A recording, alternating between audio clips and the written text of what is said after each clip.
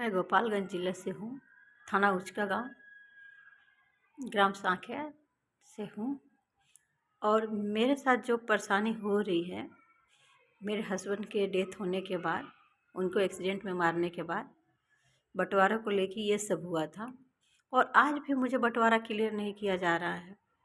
मैं इतनी परेशान हो चुकी हूँ जो मैं आपको कैसे बता सकती हूँ। लोगों को कहना है कि मैं दूसरे को परेशान कर रही हूँ, लेकिन जब मुझे मेरा हक मिल जाए तो मैं क्यों किसी से परेशान करूँगी। मेरा हक दे दे, उसके बाद भी लोग मुझे चैन से रहने नहीं देते हैं। मेरे खेत में मैं कुछ लगाती हूँ, उसको जला देना, उसको तोड़ देना, उसको उखाड़ देना, उसको पानी भी मशीन वाले को नहीं देने देते हैं। इतनी इनकी पावर होती है। तो क्या किसी को, एक महिला को जीने का कोई हक नहीं है? मैं वहाँ के प्रशासन से पूछना चाहती हूँ। प्रशासन भी तो बिकाऊ ही है। जब मैं प्रशासन को फ़ोन करती हूँ, प्रशासन आती है लेकिन कुछ करती नहीं है।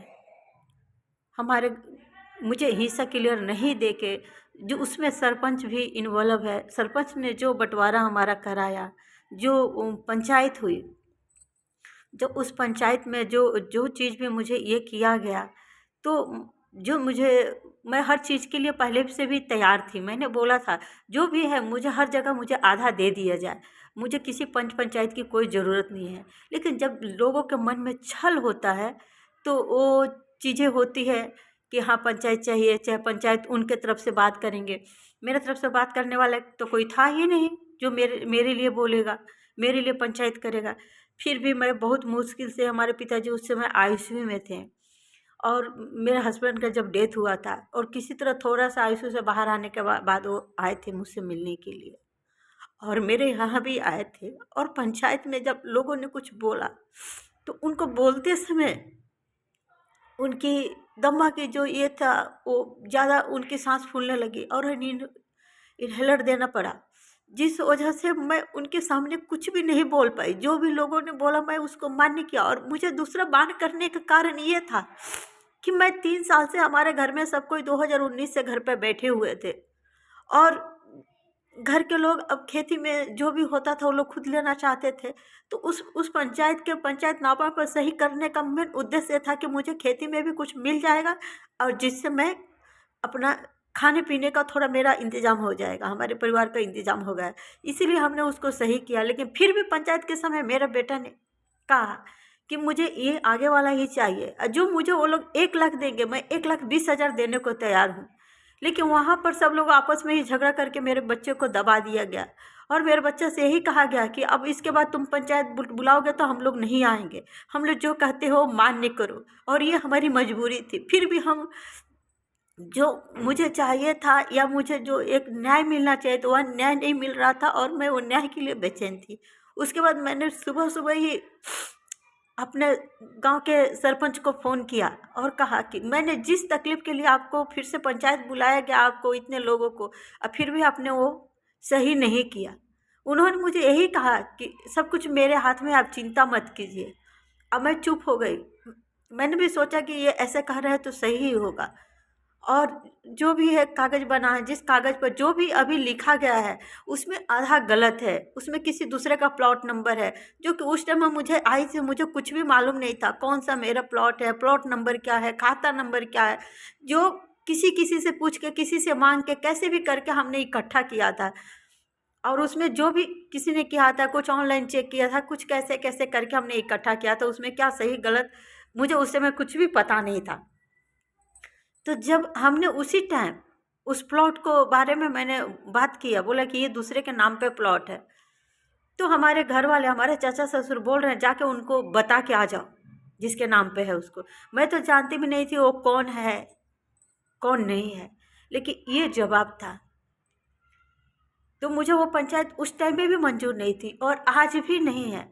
उसके बाद मैंने वो पंचायत के बाद कचहरी में जाने के बाद बोला था कि उसको स्टैम्प पेपर पर बनाया जाए। मुझे लगा कि वो जो ढांचा तैयार किया जा रहा है उसको स्टैम्प पेपर पर होगा, चाहे लीगल ढंग से। जब कचहरी में होता है तो वहाँ वकील होते हैं, तो सब कुछ लीगल ढंग से होता है, लेकिन वो कुछ भी नहीं हुआ। और उसको लेके मुझे दबाव दिया जा रहा है, प्रशासन भी दबाव दे रहा है, थाना भी दबाव दे रही है यहाँ तक मैं एसपी के पास गए, डीएसपी के पास गई, उन्होंने भी बोला कि पुलिस आपको ऐसे ही परेशान करेगी, पुलिस कुछ भी आपकी मदद नहीं करेगी, आप डीएम के पास जाएं। जब मैं डीएम के पास गए तो मैंने अपना सब आवेदन दिया। डीएम ने आवेदन पढ़ने के बाद उन्होंने मुझे महिला आयोग के पास भेजा। लेकिन महिला आयोग के पास तो मैं पहले ही गई थी, जो कि वहाँ सभी चीज़ों का रफा दफा कर दिया जाता है और कर दिया गया था। एक तारीख पर बुलाया गया था और जबकि मुझे कुछ समझ में नहीं आया और कुछ पेपर पर सुलहनामा पे सही कराया गया। मुझे यही कहा गया कि मैं आपको ऐसा पेपर बनवा देता हूँ जिससे आपके परिवार वाला आपको कभी मारेंगे नहीं, कभी गाली नहीं देंगे, कभी आपको परेशान नहीं करेंगे। मैंने सोचा हाँ ठीक है, ऐसा पेपर बन जाएगा। उसके बाद उन्होंने पेपर था जो सुलहनामा था, और जब सुलहनामा जज के पास गया तो उन्होंने बोला क्या बात है, एक ही तारीख में दोनों का सुलहनामा हो गया। तब मैंने बोला कि मेरे साथ ये है, मेरे पति को बंटवारा की वजह से 6 महीने से हमारे घर में झगड़ा हुआ और मेरे पति का एक्सीडेंट में गुजर गए, जो एक एक्सीडेंट ऐसा था। फिर उनसे कहा गया कि और मुझे बंटवारा सही ढंग से नहीं किया गया है, नहीं दिया गया है मुझे ज़मीन में। तब उन्होंने हमारे जो विपक्षी पक्ष थे, जो हमारे जेठ थे, उनको कहा गया कि आप जो है उसको क्लियर दे दीजिए और ये जो बंटवारा किया गया है इसका कोई मान्य नहीं है। आप एक सादा कागज़ पर एक कचहरी का स्टैम्प मरवा लेते हैं तो वो मान्य नहीं होता है। आप लीगल ढंग से कागज़ बनवाइए और लीगल ढंग से बंटवारा कर लीजिए। उन्होंने कुछ जवाब नहीं दिया और उन्होंने यही कहा कि इनको 2-4 तारीख चलने दीजिए, उसके बाद देखा जाएगा। लेकिन महिला आयोग से वहीं पर वो केस को डिस्पोजल कर दिया गया और मैं जाती रही और उन्होंने यही बोला कि आपका बंटवारा का विवाद है, इसके वजह से आपके घर झगड़ा होता है, हम लोग कुछ नहीं कर सकते हैं। मैंने फिर भी रिक्वेस्ट किया, बोला मैडम आप उनको बुला के एक बार तो समझाइए, एक बार तो बताइए, जो मैं कर रही हूँ वो गलत नहीं है। मैं मांग कर रही हूँ कि उसको एक पेपर पर लिखा जाए जो सही खाता हो, सही खेसरा हो, रकावा हो, चौहदी हो, उस तरह करके बना के दे दिया जाए। मुझे बाकी कुछ नहीं चाहिए। और जो पंच ने कहा है, जो मेरे हिस्से का ज़मीन बेच के जो पैसा उन्होंने रखा है उस पैसा को दिया जाए, या तो जो पंच ने कहा वो पैसे को भी नहीं दिया गया तो मैं कैसे इस बंटवारा को मान्य करूं।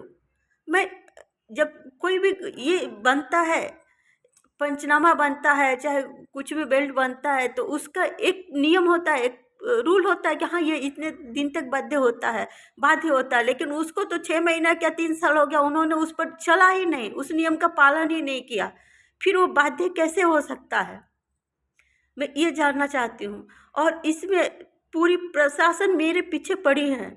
पंच गांव का, जो हमारे गांव में जो भी कुछ लोग हैं, जो हमारे टोला के 25-30 घर है, वो सब मेरे पीछे पड़े हैं। सबका कहना है कि तुम क्यों ये कर रही हो। मेरा कहना है मुझे घर में भी आधा दे दिया जाए, दुकान में भी आधे सामने से दिया जाए, मुझे एक साइड कर दिया जाए। यहाँ तक कि चापाकल में कुछ केमिकल डाल देते हैं जो पानी में पी ना सकूँ। मैंने 9 महीना उस पानी में केमिकल डालने की वजह से वो पानी पीने लायक नहीं था।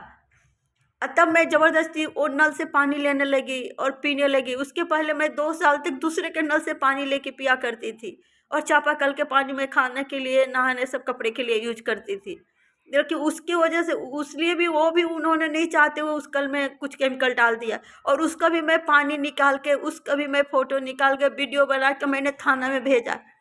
थाना में जाके बोला, पर थाना उसको कुछ भी कहीं कुछ नहीं करती है। थाना को इतना मतलब ये है कि कुछ बोल नहीं सकते। कितना पैसा लोग देते हैं उनको गलत करने के लिए, वो थाना ही जानता है।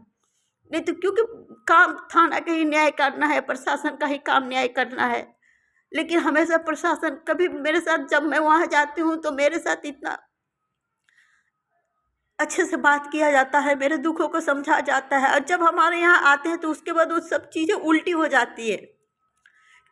ऐसा क्या होता है? क्या मेरा दुख अलग हो जाता है कि मेरी तकलीफ़ अलग हो जाती है? चीज़ें तो वहीं रहती है, फिर भी उस चीज़ों को ख़त्म नहीं किया जा रहा है। और ये जब विवाद चल रहा, बंटवारा का विवाद है, उसके बाद हमारे जानने के अनुसार अगर कोई भी विवादित अगर बंटवारा होता है तो उस पर किसी भी जगह पर कोई नया पक्का बांध काम नहीं किया जाता है। जबकि हमारे घर वाले विवादित होने के बावजूद भी उस ज़मीन पर वो लोग घर बना रहे हैं और रात को रात को 1-2 बजे से नींव की खुदाई हो रही थी और जब मुझे पता चला तो मैंने 112 पर कॉल किया। वो लोग भी मुझे बोल रहे हैं कि हम लोग आके कुछ नहीं कर सकते, हम लोग का कुछ करने का ये हक नहीं है, हम लोग रोकने वाले नहीं हैं। मैंने बोला सर आप फिर मत आइए, जब आप नहीं रोक सकते तो आने की भी कोई ज़रूरत नहीं है। फिर आने के बाद वो लोग मुझे ही उल्टा सीधा सुनाए, मुझे ही बोल के गए। मैं क्या करूँ, कहाँ जाऊँ? डीएम के पास गए, डीएम ने भी वो आदेश दिया महिला आयोग को। महिला ने कहा कि हाँ ठीक है, हम सीओ से मिलकर इनका बंटवारा करा देंगे।